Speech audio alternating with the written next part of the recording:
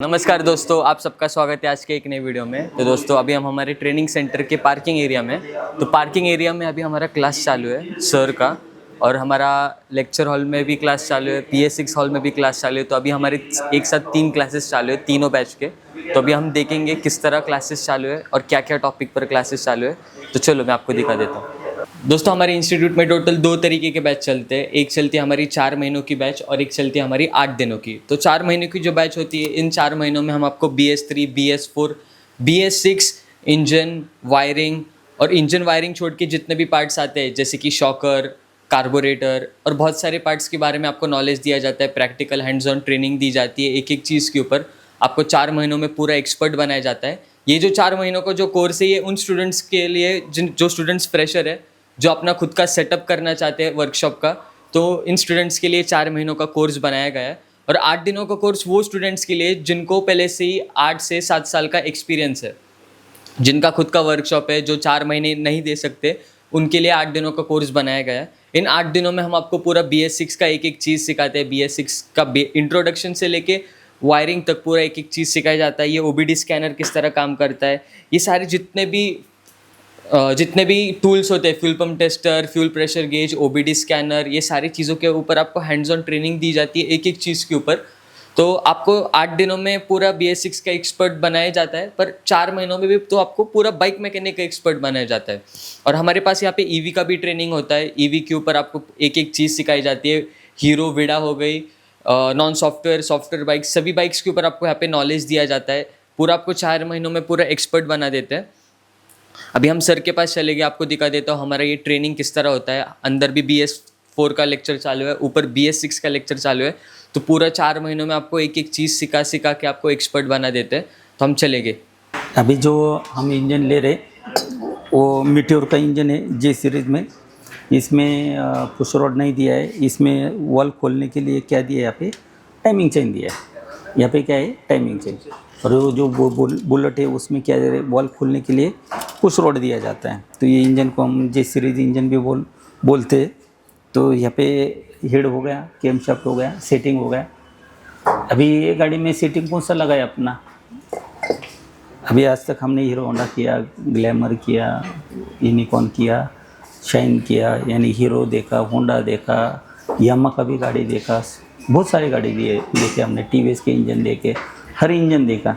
लेकिन हर गाड़ियों में क्या है, टाइमिंग कैसे हम सेट करते, पिस्टन टॉप में लेते। इसमें भी आपको टाइमिंग सेट करना है।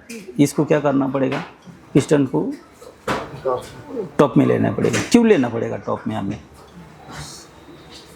क्यों लेना पड़ेगा? क्योंकि ये इंजन कौन सा है, कौन सा इंजन है? 4 स्ट्रोक इंजन है। अभी स्ट्रोक करना है तो उसके हिसाब में 4 स्ट्रोक में काम करना पड़ेगा।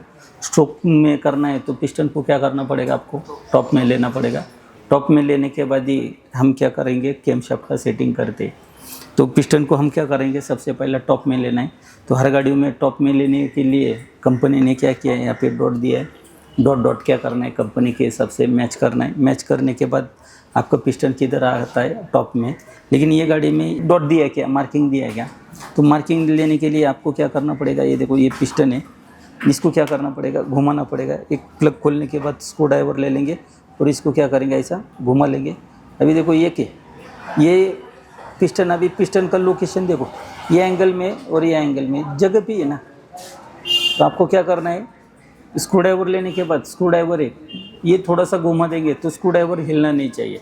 स्क्रू ड्राइवर नहीं हिल रहा है तो हमें समझना है पिस्टन किधर आ गया, आपका टॉप में आ गया। ठीक है। तो यहाँ पे एग्जॉस्ट लिखा है, बराबर। यहाँ पे एग्जॉस्ट की तरफ आपको क्या करना है, ये लगाना है।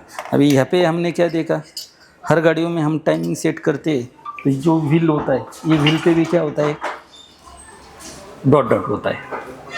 डॉट मैच किया कंपनी के हिसाब में। कंपनी का ये खेड़ पे मार्किंग आ रहा है या ये आधा है तो आधा मार्किंग हम लेते। लेकिन इसका ये व्हील लगाने के बाद ये आपको क्या दिख रहा है, आधा ही दिख रहा है।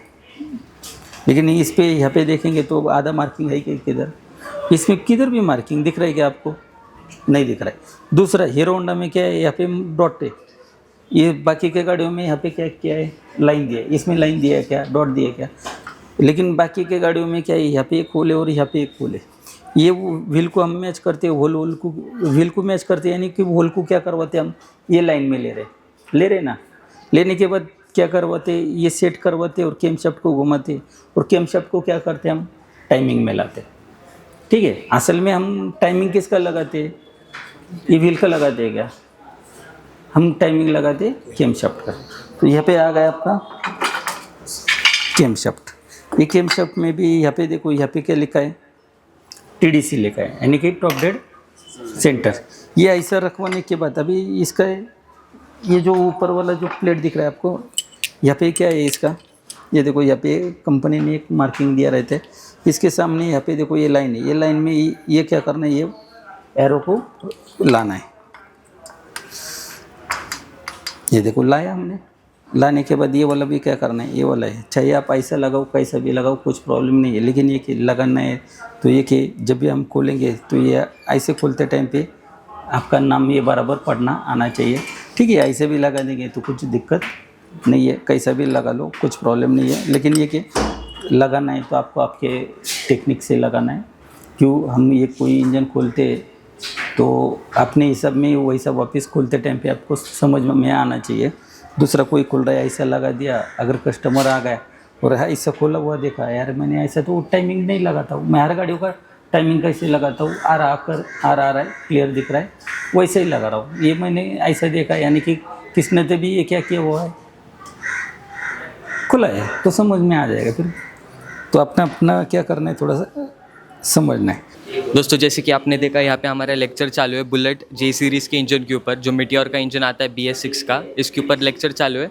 अंदर हमारा एंटॉर्क का लेक्चर चालू है, जो TVS एंटॉर्क आती है, तो TVS एंटॉर्क का लेक्चर चालू है। तो यहाँ पे ऐसे 2 लेक्चर चालू है। ऊपर चलते हैं, ऊपर हमारा BS6 का लेक्चर चालू है। आपको एक एक चीज़ दिखा देता हूँ BS6 की। चलो, अभी हम हमारे BS6 के हॉल में, तो पीछे हमारा अगर आप देखोगे तो लेक्चर चालू है बर्गमैन के ऊपर, जो हमारी सुजुकी बर्गमैन आती है, सुजुकी बर्गमैन BS6 के ऊपर लेक्चर चालू है।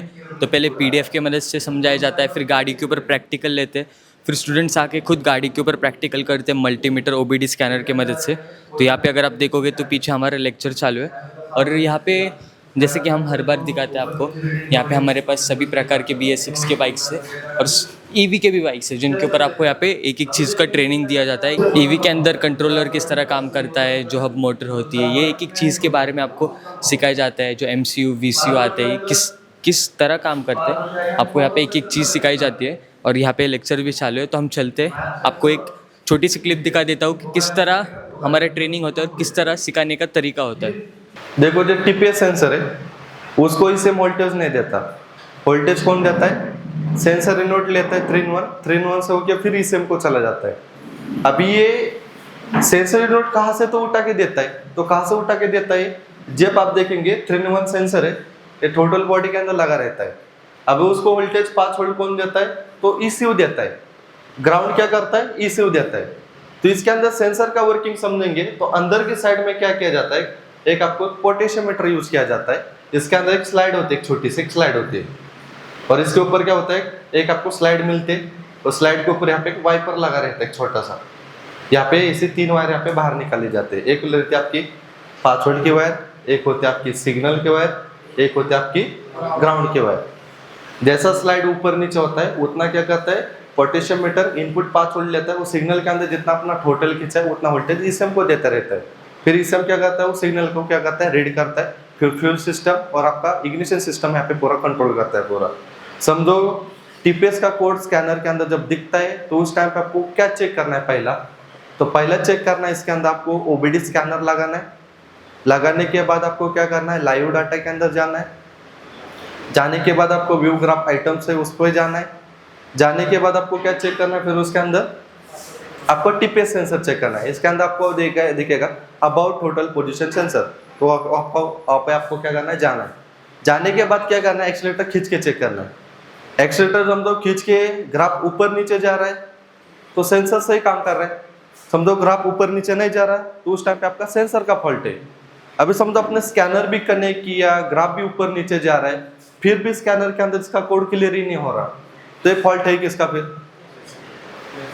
तो एक चीज है, आपका स्कैनर के अंदर दिक्कत हो सकती है, तो आप क्या करो, दूसरा स्कैनर ला के चेक करो। दूसरा स्कैनर से भी नहीं हो रहा तो इसके अंदर ऑफिशियल फ्लैशिंग सिस्टम होते हैं, तो आपको शोरूम के अंदर जाके इसे हम फ्लैश करना पड़ता है। तो फ्लैश करने के बाद इसके अंदर का जितना भी जो फॉल्ट है वो पूरा इसके अंदर क्लियर हो जाएगा। तो दोस्तों जैसे कि आपने देखा ऊपर हमारा BS6 का लेक्चर चालू है, यहाँ पे और एक लेक्चर चालू होने वाला है शाइन के ऊपर। तो यहाँ पे शाइन का इंजन है, तो यहाँ पे शाइन के इंजन के ऊपर लेक्चर चालू है। जो हमारी जो नई बैच आई है नए बैच का, तो वहाँ पे चलते एक बार। तो जैसा कि मैं आपको बता रहा था, होंडा शाइन में की जो टाइमिंग दी गई है, अगर हमें बाहर से चेक करनी है तो यूजुअली हम जो इसका लेफ़्ट साइड का जो केस है उसी से चेक कर सकते हैं। जैसा कि आप ये एलन की बोल्ट खोलेंगे, ओके, उसके बाद आपको इधर एक कट दिखेगा जो आप सभी को दिख रहा है। इसी के अंदर से आपको जो है पिस्टन टॉप पे लेना है। ऐसा नहीं कि दूसरी गाड़ियों के जैसा पूरा खोल के ही आपको मैग्नेट हिला के ऊपर लेना है। तो इसमें कंपनी ने एक हमें बेनिफिट दिया है कि आप खाली ये बोल्ट खोल के आप जो पिस्टन है टॉप पे ले लें। अब आई बात कि टॉप पे कहाँ रहता है इसका पिस्टन की सेटिंग। तो अगर आप इसका मैग्नेट देख रहे होंगे तो ये एक उल्टा टी है। अगर मैं ऐसा पकड़ूं तो ये सीधा हो जाएगा। सबको दिख रहा है क्या टी? ठीक है, तो हमें ये टी पे सेट नहीं करना है। टी के आगे एक लाइन है, अगर आप देख पा रहे हो तो, पेन है, टी के आगे एक लाइन है ये वाली, ठीक है, और उसके भी अगर आप इधर देखेंगे तो एक लाइन है। तो जब आप इस पे कवर को मैच करेंगे जब जाके आपका पिस्टन टॉप पे आएगा। तो इसमें किसी को कोई दिक्कत कि इसका टॉप पे पिस्टन कैसे लाना है? दोस्तों जैसे कि आपने देखा हमारे चारों बैचेस के लेक्चर चालू है। नीचे आपने देखा बुलेट BS6 का J सीरीज़ का इंजन के ऊपर लेक्चर चालू है। अंदर हमारा एंटॉर्क के ऊपर लेक्चर चालू रहा था वायरिंग के ऊपर। ऊपर हमारा BS6 के वायरिंग के ऊपर लेक्चर चालू है बर्गमैन के ऊपर। इंजन हॉल में हमारा शाइन के ऊपर लेक्चर चालू है। तो इस तरह पूरे चारों के चारों बैचेस के हमारे लेक्चर्स चलते हैं। उनको एक एक चीज़ सिखाई जाती है। एक ज़ीरो लेवल से एक्सपर्ट लेवल तक एक एक उनको नॉलेज दिया जाता है। प्रैक्टिकल ट्रेनिंग करवाई जाती है। तो दोस्तों ऐसी जो ट्रेनिंग होती है, अगर आप देखोगे तो और भी इंस्टीट्यूट्स है और भी बहुत सारे जगह आपको कुछ ट्रेनिंग मिलती है। तो वहाँ पे और हम में फ़र्क क्या है कि नॉलेज का फ़र्क है। तो वीडियोस के द्वारा आपको बहुत सारी चीज़ें बताई जाएगी कि ऐसा ऐसा होता है, ऐसा ऐसा होता है, पर एक्चुअल ट्रेनिंग का कोई वीडियो नहीं पोस्ट करेगा, क्योंकि जो ट्रेनिंग होती है ये चीज़ अलग होती है। ट्रेनिंग के ऊपर ही आपको आपका एडमिशन करवाना है। अगर आप कहीं पे भी जाते हो तो किस तरह आपको चीज़ सिखाई जाती है। अगर आपको वीडियोस की मदद से समझ में आती है तो आप वहाँ पे एडमिशन लीजिए। तो आपको यहाँ पे अगर आप देखेंगे तो हम सारे के सारे वीडियोस हमारे ट्रेनिंग के ऊपर ही होते हैं। आपको ऐसा नहीं बताया जाता कि ये चीज़ है, ऐसे ऐसे ट्रेनिंग होती है, या ये देखो वो देखो। तो आपको यहाँ पे जैसे कि देखा आपने आज की चारों के चारों बैचेस के चारों के लेक्चर्स दिखाए हमने, किस तरह बताया जाता है, किस तरह सिखाया जाता है। तो एक एक चीज़ आपको यहाँ पे सिखाई जाती है। तो अगर आपको दोस्तों एडमिशन करना है या फिर ट्रेनिंग करनी है तो दिए गए नंबर पे संपर्क करिए और आज ही आपका एडमिशन करवा के लीजिए। धन्यवाद।